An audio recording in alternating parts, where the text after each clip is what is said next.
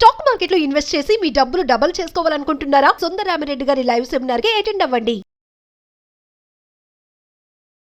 నమస్తే రమ్మగారు. నమస్తే జయ. మంచి సరదా కథ చెప్పండి రమ్మగారు. చందమామ కథ చెప్తాం. ఓకే. ఇది ఏదో వేరే దేశపు కథ కానీ బాగుంది. ఒక ఊళ్ళో, ఆ ఊరు ఏంటంటే పొలాలు అవి ఆ ఊళ్ళో ఉన్న పేద రైతులకి, పేద అంటే పని చేయగలిగే వాళ్ళకి దీన్ని ఏమంటారు, మక్తాకి ఇవ్వటం. మక్తాక అంటాం మరి మా ఊళ్ళలో ఏమంటారు దాన్ని, కౌలుకి ఇవ్వటం మక్తా. ఉచిత IUI అండ్ IVF కన్సల్టేషన్ కోసం సంప్రదించండి 29. కౌలు అంటారు కదా కౌలు అంటారు, మా ఊర్లో కౌలని అంటారు. మక్తాకి చేశారనే చెప్తారు. ఓకే. కౌలుకి ఇవ్వటం ఇప్పుడు కౌలు అంటున్నారు. మా చిన్నప్పుడు మక్తానే అనేవాళ్ళు. ఏమిటో అది నాకు బాగా తెలీదు. ఆ మక్తా పదమే గుర్తుంది. సరే, కౌలుకి ఇచ్చేవాళ్ళు. ఆ ఊళ్ళో ఒక భూస్వామి ఉండేవాడు. అతను కొంచెం దుర్మార్గుడు. గీసి వసూలు చేసేవాడు. వానలు పడ్డా ఏదైనా అదైనా సరే పాత బాకీ కింద కట్టుకుంటాను, తర్వాత అది ఉంచు, వచ్చే సంవత్సరం తీర్చాలి, అలా చెప్పేవాడు అనమాట. వదిలిపెట్టేవాడు కాదు. అయితే మాత్రోయ్ అనే పేరున్న ఒక రైతు ఉండేవాడు. చిన్న బక్క రైతు వీడు. భూస్వామి దగ్గర పొలం కౌలుకి తీసుకుని చేసేవాడు. ఇతను చాలా తెలివైనవాడు, లౌక్యుడు. ఓకే. అందుకని భూస్వామికి దొరకకుండా, సాటి రైతులకు ఇబ్బంది కాకుండా తెలివిగా ఏదో ఒక చిట్కా చేసి భూస్వామి బారి నుంచి కొంచెం జనాల్ని రక్షించేవాడు. అందరికీ అతనంటే చాలా ప్రీతిగా ఉండేది. ఆ సంవత్సరం కొంచెం పంటలు తక్కువ వచ్చినాయి. పాత బాకీ ముందు ఏడు కూడా పంటలు తక్కువే ఉన్నాయి. అప్పుడు కూడా వీళ్ళందరూ కొంత బాకీ ఉంచుకున్నారు, వచ్చే సంవత్సరం కడదామని. వచ్చే ఏడాది పండుదంటే ఈ ఏడాది పండ్ల. ఓకే. ఈ మాత్రోయి దగ్గరికి భూస్వామి రాబోతాడు. ఎల్లుండొస్తా అవతల ఎల్లుండొస్తా కబురు చేశాడు. ఇప్పుడు పాత బాకీ కట్టాలి. లేటెస్ట్ దాంట్లో కూడా అంత ఎక్కువ లేదు. భూస్వామికి మొత్తం ఇస్తే వీళ్ళ దగ్గర ఏముండదు తినడానికి.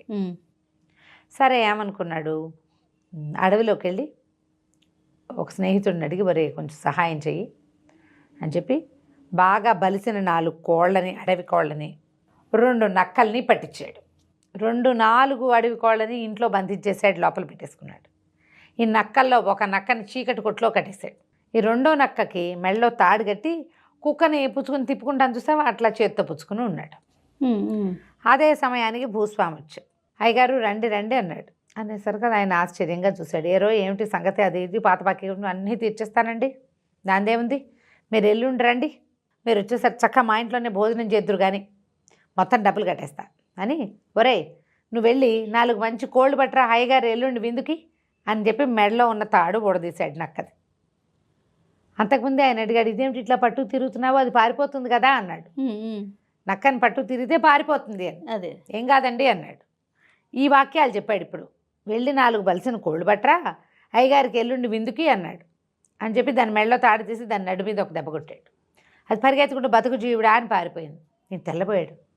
ఏమిట్రా నువ్వు, నక్క తెస్తుందా కోళ్ళు, దాని దారిని అది పారిపోతున్నాను. కాదండి, దీంట్లో ఒక మహత్యం ఉన్న నక్క ఇది, అది పట్టుకొస్తుంది కోళ్ళని, మీరు వద్దురుగాని అన్నాడు. ఆయన ఆశ్చర్యపోయాడు. ఏమిటి, నక్కని కోళ్ళని తెమ్మని పంపించాడా? నక్క కోళ్ళని పట్టుకొస్తుంది, పాయింటే, తింటుంది, అది వీడికెందుకు తెచ్చిస్తుంది?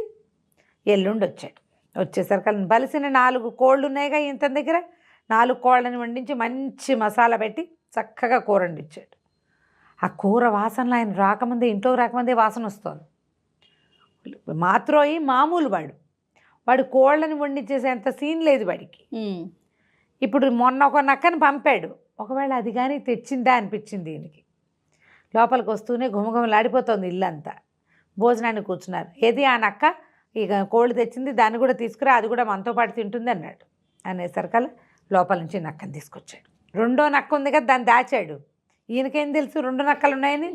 దాన్ని కూర్చోబెట్టి దానికి కట్టాడు, దానికి అన్నం పెట్టేసరికల్లా ఆయన అన్నాడు, ఏమిట్రా ఇలాగే నిజంగా నక్క భలే తెచ్చింది, ఎలా నేర్పించావు ఏంటండి, ఇది ఒక మహత్యం గల నక్కండి, మరి ఇది అలాగే తెస్తుంది అన్నాడు.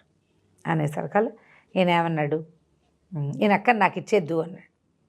1000 తులాల వెండి ఇస్తానన్నట్టు.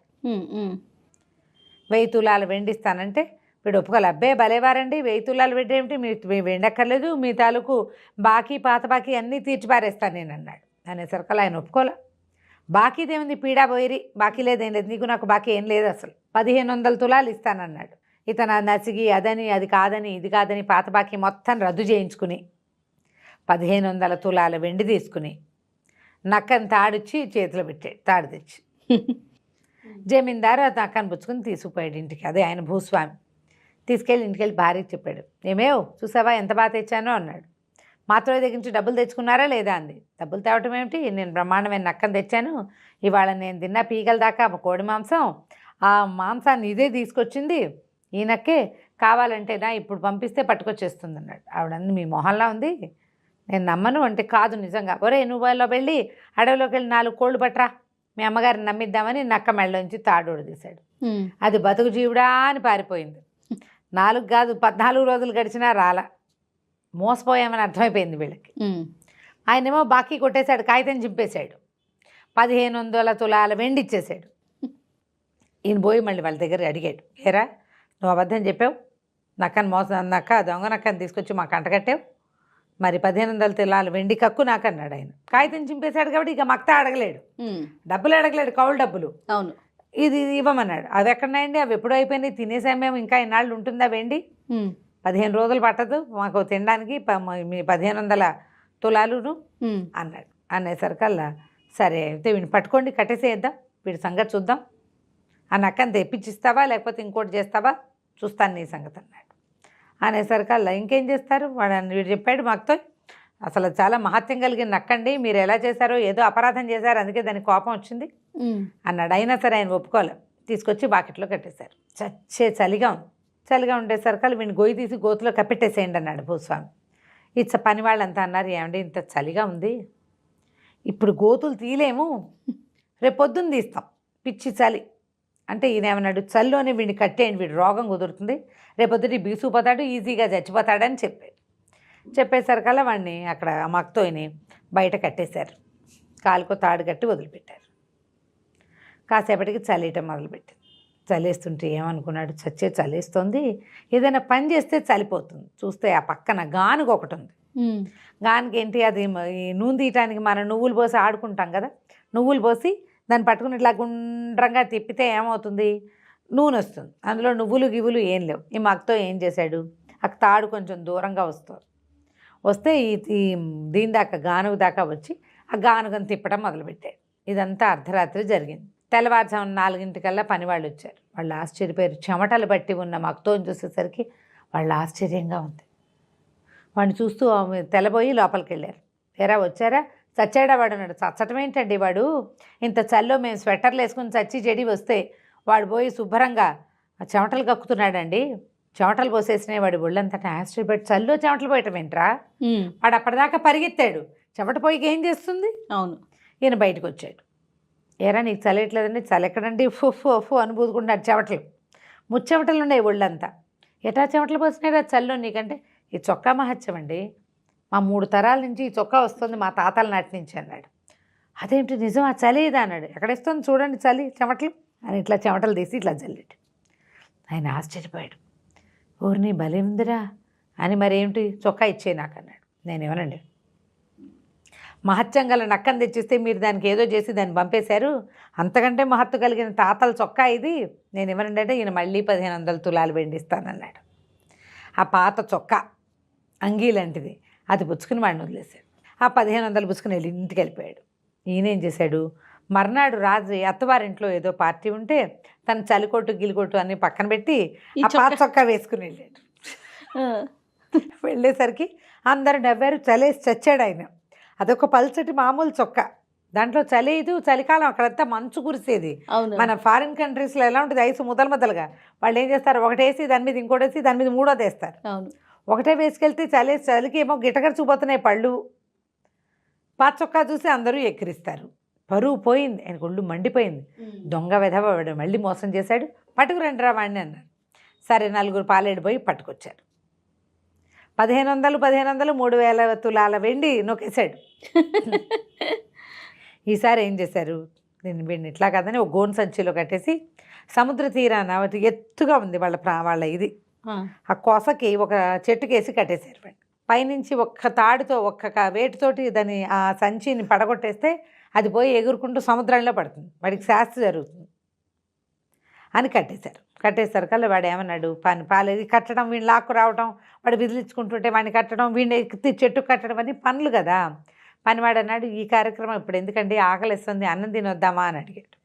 యజమాని సరేరా నాకు కూడా ఆకలిస్తుంది, సరే ఎలా కట్టిపడేది వాడెక్కడికి పోతాడు, వంటింటి కుందేలు అనుకుని పద అని ఇద్దరు కలిసి అన్నం తినడానికి పోయారు. వాళ్ళు వెళ్ళగానే వీడు అరవటం మొదలుపెట్టాడు, రక్షించండి ఎవరున్నారు ఎవరున్నారు ఎవరున్నారంటే అదే సమయానికి భూస్వామి మావగారు కూతురుని చూడడానికి వాళ్ళ ఇంటికి వస్తున్నాడు. ఆయన సముద్ర తీరపు వైపు ఉన్న మెట్ల మీద నుంచి ఎక్కుతున్నాడు. ఆ గొంతు వినపడతారు కదా, ఎవర్రా అది ఎవరది ఎవరది అని కేకేశాడు. మక్తో గుర్తుపెట్టాడు ఈ వాయిస్ ఎవరిదో గుర్తుపెట్టాడు. ఆయనకి భూస్వామి మావగారికి కొంచెం గూనుంది. బాబు రండి దగ్గరికి రండి అని పిలిచాడు. చెట్టు కొసన కట్టేసి ఉన్నటువంటి వీడిని చూశాడు ఆయన. చెట్టుకో పక్కన కట్టేశారు ఇట్లా కిందకి, దాన్ని కొడితే వీడు పోయి చెరులో పడతాడనమాట సముద్రంలో ఎత్తుమించి. ఎవర్రా నువ్వు ఎవరు కట్టేశారు నువ్వు ఏమిటన్నాడు. అదేనండి బాబు గూనుందండి, గూనికి రిపేర్కి ఏమో వైద్యుడు చెప్పాడు, ఇట్లా గోను సంచిలో వేసి వేళ్లాడేస్తే గూను తగ్గుతుందని చాలాసేపు అయింది, మా వాళ్ళు తినడానికి పోయారు, వైద్యుడు సలహా ప్రకారం కట్టేశారు, నాకు ఆకలిస్తుంది ఎవరైనా దింపుతారేమోనని కేకేశానండి, వాళ్ళు ఎక్కడున్నారో కనపడక అన్నాడు. అనగానే ఆయన ఆశ్చర్యపోయి నిజంట్రా గూను తగ్గుతుందంటే ఏమోనండి తగ్గిందో లేదో నాకు తెలీదు, దింపండి చూద్దామన్నాడు. ఆయన ఏం చేసేట తాడు లాక్కెట్టారు కదా, ఆ తాడు దింపి వీని దగ్గరికి లాక్కున్నాడు. దగ్గరికి లాగి సంచిలోంచి తీస్తే టైం అని ఉంచున్నాడు కడ్డీలాగా. వాడు 30 ఏళ్ల కుర్రాడు. దాంతో ఈయన ఒరే నీ గూను లేదు రోయ్ అన్నాడు. అవునండి మరి నన్ను కూడా కట్టేరా బాబు అంటే, కాదండి వైద్యుడు ఒప్పుకోడంటే, కాదు నీకు 1000 తులాలు వెండిస్తా అని చెప్పి ఆయన సంచి పుచ్చుకొచ్చాడు. సంచిలోంచి కేజీ ఉన్నటువంటి అది ఇంత వెండి ముద్దని ఎత్తి చేతులు పెట్టాడు. ఈ ముద్ద పట్టుకెళ్ళు నన్ను ఇందులో కట్టి అనగానే వీడేం చేశాడు, ఆ ముసలాయన్ని అందులో కూర్చోబెట్టి కట్టేసేసి ఆ వెండి ముద్ద పుచ్చుకుని తన దారిని తను వెళ్ళిపోయాడు. భోజనం చేసి వచ్చినటువంటి భూస్వామి ఆయన పనివాడు ఇద్దరు కలిసి ఒకే ఒక్క కత్తివేటుకి ఆ సంచిలో ఉన్న మనిషిని సముద్రంలో పడేశారు. రామా ఇంకేం చేస్తారు అయ్యింది. అక్కడి నుంచి ఏమైంది, ఒక 15 రోజుల పాటు వీడు కనపడలే. అయితే భూస్వామి మామగారు ఏమయ్యాడు అని వాళ్ళు వెతుక్కుంటూనే ఉన్నారు. ఆయన మోసుకొచ్చిన సంచి ఇక్కడే ఉంది, ఆయన ఏమయ్యాడో ఎవరికీ తెలియదు. ఆయన సన్యాసులో కలిసిపోయి ఉంటాడని భావించారు వాళ్ళు. ఓకే. 15 రోజుల తర్వాత భూస్వామి పొలాల దగ్గర చూడడానికి పోతే మొక్కజొన్న పొత్తులు కాల్చుకుంటూ మక్కుతో కనపడ్డాడు. ఊరి నీ దుంపతేగా నిన్ను సముద్రంలో పారేసాం కాదట్రా, నువ్వు ఎటా బతుకొచ్చావంటే, నేను చచ్చిపోయానండి, నేను దయ్యాన్ని గాను స్వర్గానికి వెళ్ళాను, ఎంత బాగుందో అక్కడ స్వర్గంలో ఒక చక్కటి చక్కటి పిల్ల నుంచి పెళ్లి చేశారు, నిరంతరం పని చేసుకునేవాడికి నాకేం తోస్తుంది, అక్కడ ఎంతసేపు సారాయి తాగటం, ఆడపిల్లలు వాళ్ళు వీళ్ళు ఉంటారు వాళ్ళని వెళ్ళి డ్యాన్సులు చూడడం, మనతో ఉన్న పెళ్ళంతో కాస్త అటు ఇటు తిరుగుతూ ఉంటాం, పని పాట ఏమీ లేవండి, నేనేమో నిత్యం పని చేసుకునేవాడిని, నా వల్ల కాదని ఏడ్చాను. ఆ స్వర్గంలో ఉన్న రాజుగారు సరే పోరా వెళ్ళు మీ కిందకి వెళ్ళిపో అని అన్నాడు. అందుకని నేను వచ్చేసాను, ఎవరైనా స్నేహితులు ఉంటే వాళ్ళని వెళ్ళి తీసుకుని వస్తూ ఉండరా అప్పుడప్పుడు అన్నాడు. అనేసరికి ఆశ్చర్యపడి నిజమా అన్నాడు. నిజమేనండి, నా పెళ్ళాం నాకు ఒక పిల్లనిచ్చి పెళ్లి చేశారు కూడాను, ఆ అమ్మాయి ఏమో నువ్వు ఇక్కడ ఉంటేనే నీతో ఉంటానంది, రేపు ఎప్పుడో వచ్చే వారం వెళ్తానండి, దాని పుట్టినరోజు ఉంది అన్నాడు. అనేసరికి ఆశ్చర్యపడి వీడు వెర్రి వెదవా ఇక్కడ ఏం ఉద్ధరించడానికి వచ్చాడు, హాయిగా 4 ఆడపిల్లలను పెట్టుకుని హాయిగా ఉండక అక్కడ 4 అబ్బాయిలు ఉంటాయి వాళ్ళతో ఉండొచ్చు కదా అని అనుకుని, ఏరా నేను నీకు మంచి స్నేహితుడిని కాదుట్రా అన్నారు. ఎందుకు కాదండి మీరు చాలా మంచి స్నేహితుడు, మరి నీకు స్వర్గంలో ఉన్న రాజుగారు ఎవరైనా తీసుకురమ్మన్నాడు కదా, నన్ను తీసుకెళ్ళచ్చు కాదుట్రా అన్నాడు. దానికేమండి తప్పకుండా మా ఆవిడ పుట్టినరోజు వస్తుంది కదా స్వర్గంలో ఆవిడది, అప్పుడు వెళ్దాంలేండి అన్నాడు. సరే ఈ లోపల మరి నీకేం కావాలండి, ఏముందండి నాకు 1 ఎకరమే కదా పొలం ఉంది, 4 ఎకరాలు ఏమైనా ఇప్పించండి అంటే ఈయనేం చేశాడు, వాడింటికి వెనకాతలు ఉన్నటువంటి తన 4 ఎకరాల పొలాన్ని మక్తో పేరు మీద రాసి కాగితం చేతిలో పెట్టాడు. నన్ను నువ్వైనా స్వర్గానికి వస్తావు నీకెందుకురా పొలము అన్నాడు. నాకెందుకు ఏమిటండి, నాకు అక్కర్లేదు, నేను అప్పుడప్పుడు వస్తా, ఇప్పుడు మీతో వస్తానా, ఓ 20 రోజులు ఎంజాయ్ చేస్తానా మీతో పాటు, మళ్ళీ వస్తాం. మరి 20 రోజులు మా ఆవిడ పిల్లలు తినద్దా నేను ఉండపోతే, మా నాన్న మా అమ్మ మా మేనత్త వీళ్ళంతా ఏమైపోతారు, నేను వెళ్తూ వస్తూ ఉంటా కదా, 4 ఎకరాలు ఉంటే మా నాన్న మా ఆవిడ కలిసి సాగు చేసుకుంటారు, బాగుందిగా ప్లాను. సరే 4 ఎకరాలు రాసేసాక మాతో ఏం చేశాడు, ఒక చెక్క పడవ ఒక పింగాణి పడవ చేయించాడు. జమీందారు కోటి తన కోటి. సరే అక్కడి నుంచి తన పడవలో తనెక్కాడు, ఆయన పడవలో ఆయన ఎక్కించాడు. ఇద్దరు పడవలు తెడ్లేసుకెళ్తున్నారు. ఎక్కడి దాకా వెళ్ళాలి, ఎక్కడి నుంచి మాతో పైనుంచి పడి సముద్రంలో పడి చచ్చిపోయాడో అని అనుకుంటారో అక్కడ దాకా వెళ్ళాలి. మరి దూకితే బాగుంటుంది, దూకితే చచ్చిపోతాం, చచ్చకుండా వెళ్ళాలంటే ఇలా వెళ్ళాలి ఈజీగా. మరి కష్టం కదా, చచ్చిపోవడం అంటే కష్టం. భూస్వామికి అది ఇష్టం లేదు, చక్కగా పడవకి వెళ్ళిపోతే బాగుంటుంది. 2 పడవలు పుచ్చుకుని ఆ సముద్రం మధ్యలోకి పోయారు, చెరుకో పడవ వేసుకుని. వెళ్ళాక ఏం చేశాడు, ఈ మక్తో టక్కు తన చెక్క పడవ మీద కొడుతున్నాడు. ఏమిట్రా కొడుతున్నాడు అంటే, దేవదూతలు వస్తారండి ఇలా కొడితేనే అన్నాడు. అనేసరికల్లా ఆ సభ ఎవ్వరూ రాల. భూస్వామి ఆగలేకపోతున్నాడు. ఆయన ఏమన్నా అంటే, ఒరే నీ చెక్క పడవ మీద డంగ్ ఏం శబ్దంరా, నా పడవ మీద కొట్టు టింగ్ టింగ్ అని మంచి శబ్దం వస్తుంది అన్నాడు. ఓకే. అనగానే వీడి తెడ్డి పెడేయాలని 2 దెబ్బ కొట్టేసరికల్లా టింగు మంటంతో పాటుగా పడవ పగిలింది. భూస్వామి భూస్థాపితం అయిపోయాడు. జలంలోకి వెళ్ళిపోయాడు, నీళ్ళల్లోకి. ఎంతసేపటికి పైకి రాలేదు. పాపం స్వర్గారోహణ జరిగిపోయింది అనుకుని మక్తో వెనక్కి తిరిగి వచ్చేసాడు. అందరూ భూస్వామి ఏడి అని అడిగారు, కానీ ఇతన్ని ఎవరు అడుగుతారు, ఇవన్నీ రహస్యాలు కదా. ఆయన కనపడలేదు. భూస్వామి గారు కొడుకు చిన్నవాడు కాబట్టి వాడి రాజ్యం వచ్చేటప్పటికి కాలం ఎలాగో మారిపోతుంది. మక్తోకి 4 ఎకరాల పొలం సొంతానికి ఏర్పడింది. హాయిగా వాడి దారిని వాడు ఉన్నాడు. కథ కంచికి మనం ఇంటికి. సర్వేశ్వర ఈ రోజుల్లో కూడా ఉంటే ఎంత బాగుండో. అవును కదరమ్మ గారు.